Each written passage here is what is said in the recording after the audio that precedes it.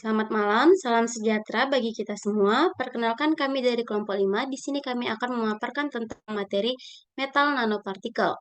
Adapun metal nanopartikel ini termasuk ke dalam mata kuliah nanoteknologi, di mana dosen pengampu yang mengajarkan yaitu adalah Mem Alfreda Ginting, SSI, MSc, dan PhD.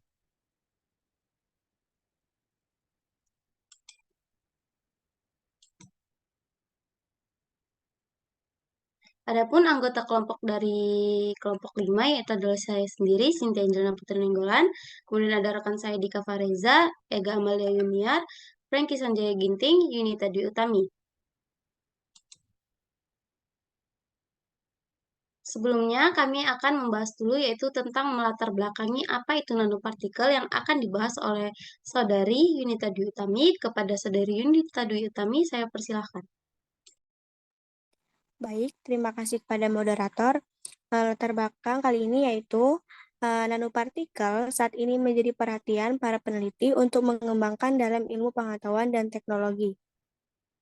Bahan material dalam skala nano yang dapat meningkatkan sifat fisik, mekanik, dan kimia suatu material tanpa harus merusak struktur atomnya. Dalam penelitian William dan Wildenberg 2005 mengatakan karakteristik spesifik dari nanopartikel bergantung pada ukuran, distribusi, morfologi, dan fasanya. Nanopartikel adalah koloid padat yang memiliki ukuran dengan kisaran 1-100 nanometer.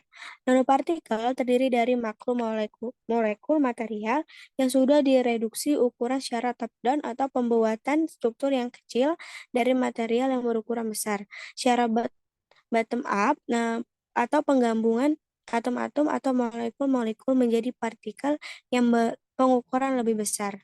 Next.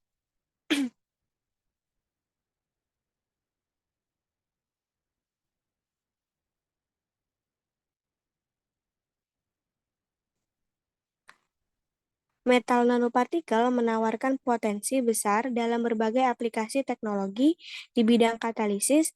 Mereka digunakan sebagai katalis heterogen yang efisien untuk reaksi kimia berbasis padat.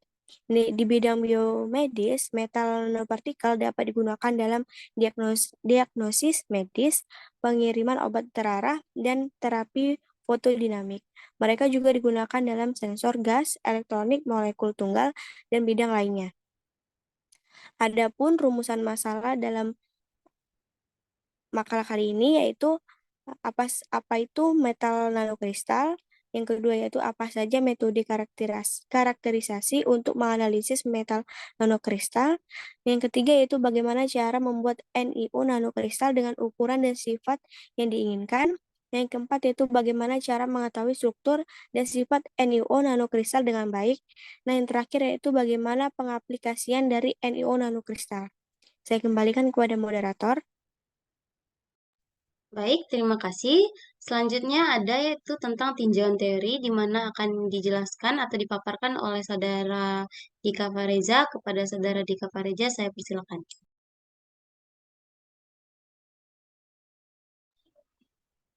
Baik, terima kasih kepada moderator. Untuk tinjauan teoritis, yaitu pengertian nanopartikel. Nanopartikel adalah koloid padat yang memiliki ukuran dengan kisaran 1-100 nanometer. Nanopartikel yaitu bahan nano satu dimensi yang ukurannya mungkin sekecil atom dan molekul. Ada dua bentuk nanopartikel yang berbeda, bentuk amorf atau kristal dan nanokristal atau nanopartikel bentuk kristal. Sifat-sifat nanokristal logam ditentukan oleh serangkaian parameter fisik yang mungkin mencakup ukuran, bentuk, komposisi, dan struktur, misalnya padat versus berongga. Pada prinsipnya, seorang dapat menyesuaikan dan menyempurnakan sifat nanokristal logam dengan mengendalikan salah satu parameter ini. Namun, fleksibilitas dan cakupan perubahan sangat sensitif terhadap parameter spesifik. Next. Baik, untuk aplikasi nanokristal logam, yang pertama ada sifat dan aplikasi optik. Sifat dan aplikasi optik nanokristal logam terdiri dari bahan-bahan berukuran nano Ia memiliki sifat optik yang unik dan berbeda dari zat kimia yang sama dalam bentuk ukuran yang lebih besar. Nanokristal logam telah menunjukkan sifat optik, mekanik, magnetik, konduktif, dan sportif yang unik dan berbeda. Aplikasi optik nanokristal logam terdiri dari sensor untuk gas dan biomolekul, perangkat termoelektrik, LED, dan laser, serta fotodetektor dan sel surya. Yang kedua adalah properti dan aplikasi katalik. Katalik nanokristal logam memiliki banyak aplikasi, terutama dalam bidang fotokatalis dan fotodegradasi. Contohnya adalah MgO yang memiliki potensi dalam berbagai aplikasi, antara lain sebagai katalis dan pendukung katalis untuk berbagai reaksi organik. TiO2 juga memiliki banyak aplikasi sebagai katalis, terutama dalam pemurnian air dan pengurangan polutan. Yang ketiga adalah properti dan aplikasi elektronik. Properti dan aplikasi elektronik, konduktivitas termal dan listriknya yang tinggi, pengukuran hambatan dan konduktivitas listrik nanorod dengan panjang dan diameter berbeda menunjukkan bahwa konduktivitas nanorod perak dengan diameter 20 nanometer adalah 2 kali lipat konduktor curah. Dan meskipun ukurannya sangat kecil, nanorod ini memiliki konduktivitas listrik yang sangat tinggi dibandingkan dengan nanorod perak. Nah, di samping ada gambar beberapa aplikasi dari nanopartikel. Yang pertama ada thin film, kemudian ada laser, kemudian ada optik, kemudian ada anti kanker. Nah, salah satu yang menjadi perbincangan adalah yang menarik adalah anti kanker. Kenapa anti kanker sangat menarik? Karena nanokristal logam seperti nanopartikel perak dan nanopartikel emas memiliki potensi sebagai anti kanker. Nanopartikel perak memiliki sifat antimikroba yang dapat membunuh semua mikroorganisme patogenik dan belum dilaporkan adanya mikroba yang resisten terhadap perak. Nanopartikel emas dapat dihasilkan dari ekstrak daun tin yang mengandung senyawa flavonoid yang dapat digunakan sebagai bioreduktor dan penstabil dalam sintetis nanopartikel. Nanopartikel emas dapat menghasilkan daya hambat proliferasi sel kanker sebesar 57,18% pada konsentrasi 800 ppm dan dapat digunakan sebagai media untuk anti kanker yang menghasilkan efek antiproliferasi yang bagus untuk melawan kanker. Next.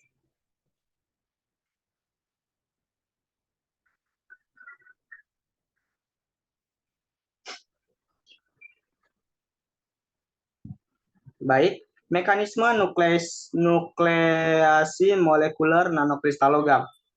Dalam sintetis nanokristal logam, pada umumnya, senyawa prekursor didekomposisi atau direduksi untuk menghasilkan atom bervalensi 0.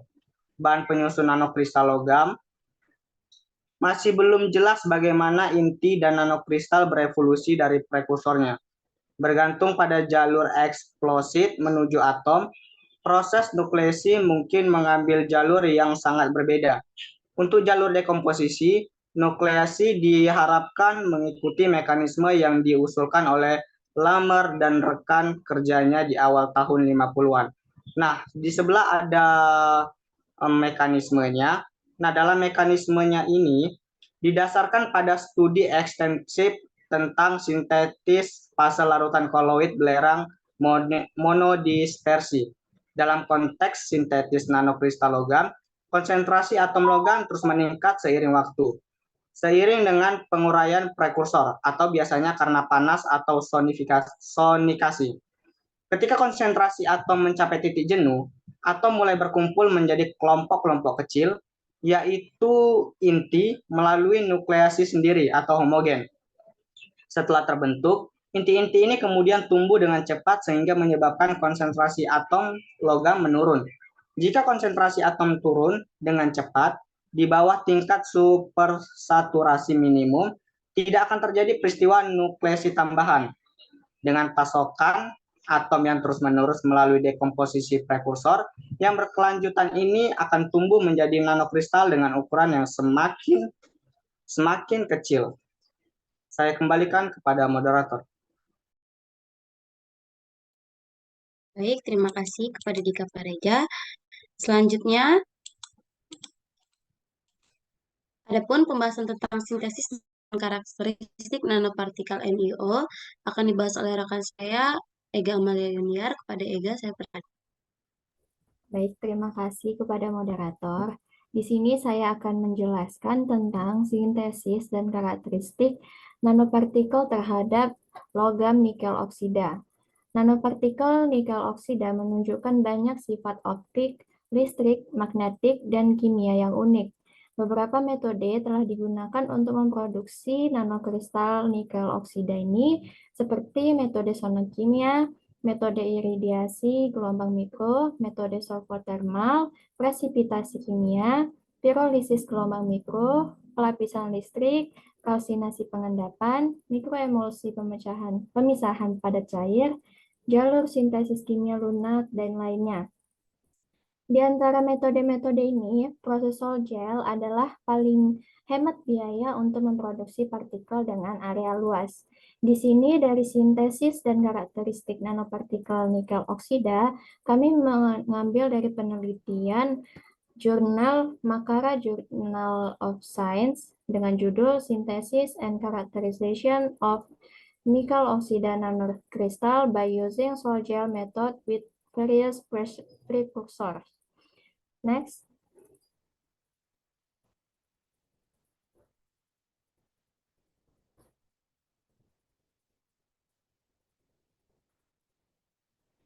Baik, di sini dalam tahapan sintesis nanopartikel nikel oksida itu ada dua. Yang pertama, persiapan nanopartikel nikel oksida, di mana bahan-bahan seperti nikel NO3 2 kali, 6H2O, dan lainnya dilarutkan masing-masing dalam 20 ml metanol, yang kemudian diaduk pada suhu kamar selama 60 menit, dan kemudian disintesis nanokristal nikel oksida tersebut dengan 5,0 molar NaOH yang ditambahkan dengan 20 ml larutan NiNO3 2 kali 6H2O dan NiCH3COO2 4H2O dan NiSO4 6H2O yang kemudian dikeringkan pada suhu 100 sampai 110 derajat Celcius selama kurang lebih 1 jam, yang kemudian pada hasil akhirnya berupa bubuk hitam. Yang kedua ada karakterisasi nanokristal nikel oksida. Ukuran partikel nikel oksida ditentukan dengan analisis lebar puncak difraksi sinar X menggunakan XRD dari menurut persamaan Debye-Seyrer. XRD dilakukan dengan difraktometer menggunakan cuka monokromatik dengan lambda 1,54060. XRD juga digunakan untuk penentuan struktur kristal. Dari studi morfologinya dilakukan dengan proses pemindaian mikroskop elektron atau SEM. Next.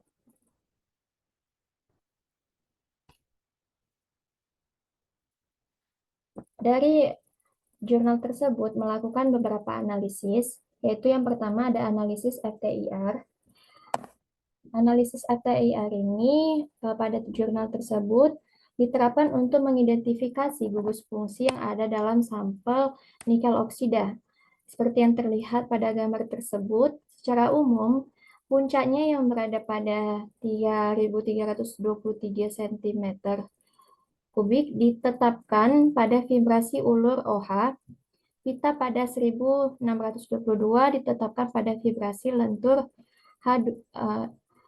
HOH. Yang pita serapan terletak pada 1015 ditugaskan untuk klorida, sedangkan pita yang diamati pada antara 400 sampai 500 cm ditugaskan untuk getaran ragangan lemah dan kuat nikel oksida. Dalam penelitian ini, FTIR ini diterapkan untuk mengidentifikasi gugus fungsi yang ada dalam sampel nikel oksida. Next.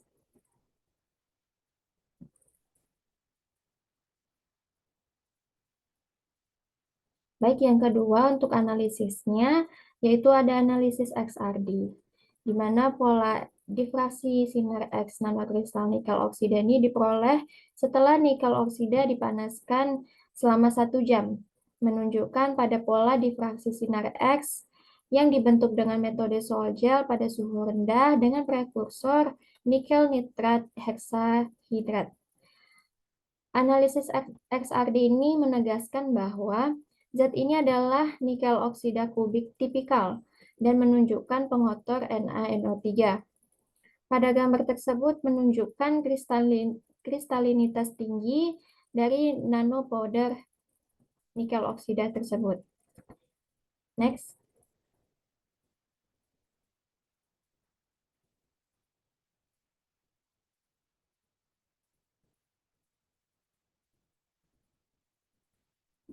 Baik, untuk analisis yang ketiga adalah analisis SEM, di mana morfologi permukaan nanokristal nitrat oksida dianalisis dengan SEM tersebut. Gambar di samping menggambarkan gambar SEM nanokristal nikel oksida yang dibuat masing-masing menggunakan nikel nitrat heksahidrat, di mana nikel nitrat heksahidrat ini merupakan prekursor dan nikel sulfat heksahidrat yang merupakan prekursor juga. Dari gambar SEM tersebut terlihat jelas bahwa nanopowder nikel oksida sebagian besar berbentuk bola. Pada foto gambar ketiga 3A menunjukkan ukuran partikel yang berkisaran antara 68 hingga 90 cm. Pada gambar yang ke C, yang ke B, menunjukkan foto SEM bubuk nano nitrat oksida yang dikarakterisasi dengan metode sol gel dengan prekursor nikel asetat tetrahidrat. Pada gambar C, menunjukkan mikrograf SEM bubuk nano nikel oksida yang dibuat dengan menggunakan proses sol gel dengan prekursor nikel sulfat heksahidrat. Jadi terlihat struktur seperti pada gambar 3C berbentuk heksagonal. Pada gambar yang C-nya berbentuk heksagonal berongga. Oleh karena itu, analisis SEM ini menunjukkan bahwa morfologi kristal nikel oksida ini yang diperoleh dengan bervariasi prekursor yang berbeda. Next. Saya kembalikan kepada moderator. Baik, terima kasih kepada Ega. Selanjutnya ada pembahasan dari jurnal yang kami review akan dibahas oleh Franky Sanjaya Ginting. Kepada saudara Franky, saya persilakan. Baiklah, terima kasih kepada moderator.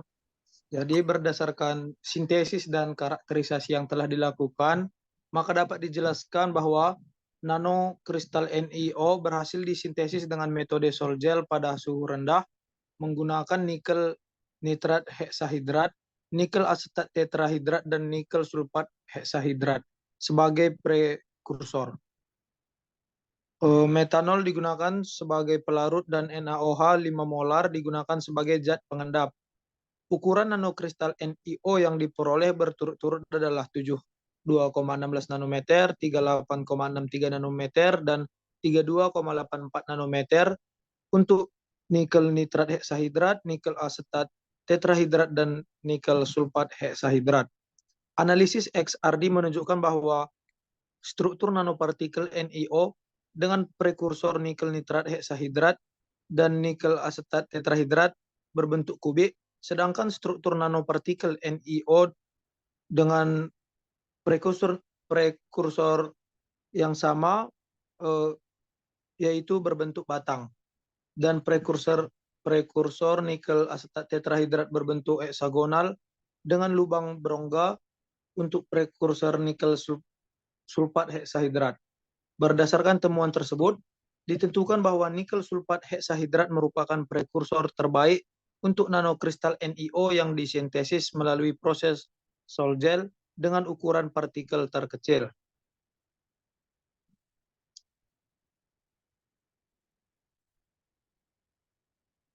Nah, berikut adalah contoh gambar morfologi nanokristal logam, di mana gambar morfologi ini menunjukkan representasi visual dari struktur mikroskopis nanokristal logam yang memiliki ukuran butir kristal yang sangat kecil. Dan gambar ini juga menunjukkan distribusi ukuran butir, bentuk butir, dan orientasi kristal dari nanokristal logam yang semuanya berperan penting dalam menentukan sifat-sifat mekanik, termal, dan elektrik dari suatu materi logam. Saya kembalikan kepada moderator. Baik, terima kasih kepada Franky Sanjaya Ginting. Adapun kesimpulan dari materi yang sudah dipaparkan oleh rekan-rekan saya, yaitu adalah seperti yang sudah kita pelajarin dari beberapa minggu lalu, nanokristal itu didefinisikan dengan sebagai kristal yang memiliki ukuran partikel, yaitu dalam bentuk nanometer dengan ukuran 1 sampai 100 nanometer. Jadi ada pembahasan yang tentang metal nanokristal itu kenapa dibahas? Karena dia memiliki karakteristik optik yang strukturalnya yang sangat unik karena ukurannya yang sangat kecil dan dalam bentuk nanometer. Jadi adapun pada proses pembuatan nanokristal dari metal biasanya melibatkan proses yang membutuhkan kontrol yang sangat tinggi, yaitu atas ukuran dan orientasi atom-atom dalam struktur kristal. Ukuran dan bentuk metal nanokristal ini memiliki dampak yang sangat signifikan terhadap performa aplikasi tertentu yang sudah dijelaskan oleh rekan saya Dika Fariza. Jadi di mana teknologi pembuatan metal nanokristal ini sangat berpengaruh signifikan terhadap stabilitas dan kestabilan struktur material. Pengaruh proses pertumbuhan metal nanokristal terhadap sifat-sifat optik dari material mencakup interaksi dengan cahaya dan sifat optikal. Jadi penggunaan metal nanokristal dalam pengembangan material baru dengan sifat-sifat yang ditingkatkan memiliki banyak yang sangat signifikan dalam berbagai bidang aplikasi. Jadi sekianlah presentasi yang sudah kami paparkan. Semoga apapun yang kami paparkan bermanfaat bagi saudara dan teman-teman. Sekian dari kami. Jika ada salah kata, kami ucapkan terima kasih.